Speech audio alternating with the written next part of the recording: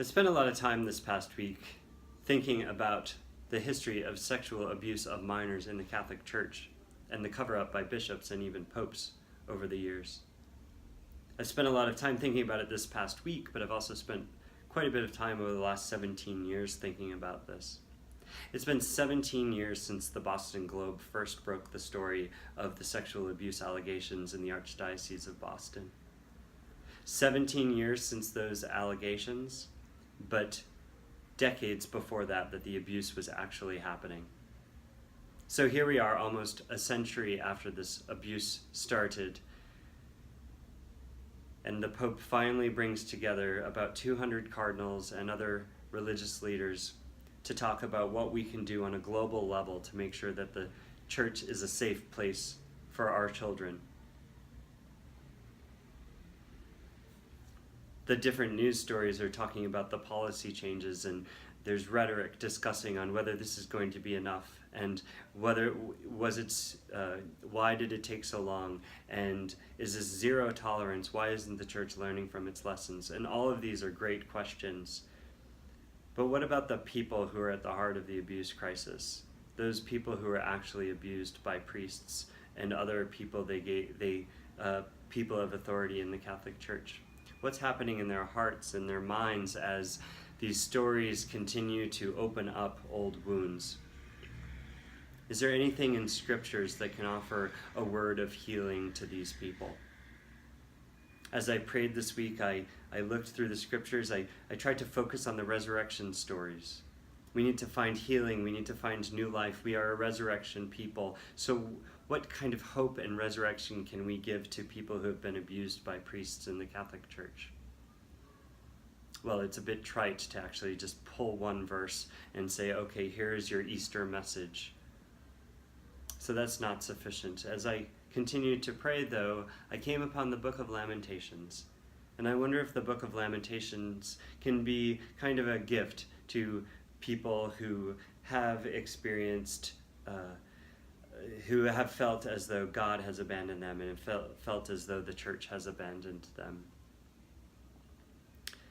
Scholars date the book of Lamentations to the time when Jerusalem was destroyed.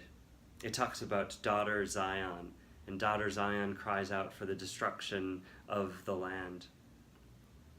This time, destruction of Jerusalem happened after centuries of God delivering the Israelites into the promised land, God delivering the Israelites from their enemies. They had come to put their trust in God because they had seen the great works God has done. And yet here we are with the destruction of Jerusalem. It felt like they were having the rug pulled out from under them as they were abandoned by their God. Now, how similar is this to people who were serving the church? They were serving as altar boys. They were actively involved in the church. They were putting their trust in God. They were putting their trust in the church because everything that they experienced told them to do that, because everyone told them that this is what they're supposed to do.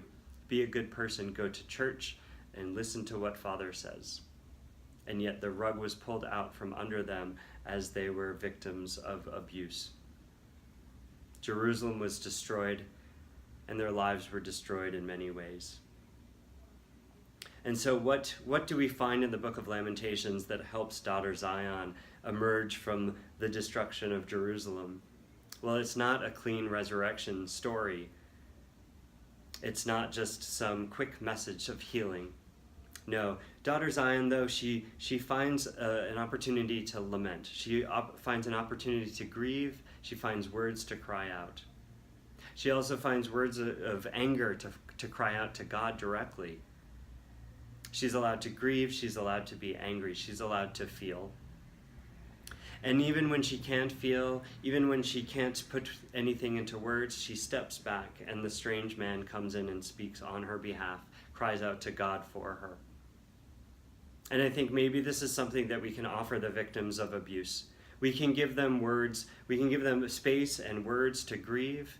We can give them the permission to be angry at God, to be angry at the church. We can give them space to step back from the church, not to have their wounds opened up again, but have us step up and to speak on their behalves. Maybe with this book of Lamentations offering all these things, maybe there's healing. But unfortunately, the way the book of Lamentations ends is not with some neat bow wrapping up a package. After daughter Zion thinks that she can reach out to God and God's going to deliver her, she says, oh, unless you've fully rejected us, unless you're angry with us. And it just leaves it an open story, an open wound. And here we are, centuries after the abuse has happened, we're left with open wounds. So maybe we can help people in their spiritual journey with words of lamentation and words of anger and words that we supply on their behalf. But maybe there's open wounds.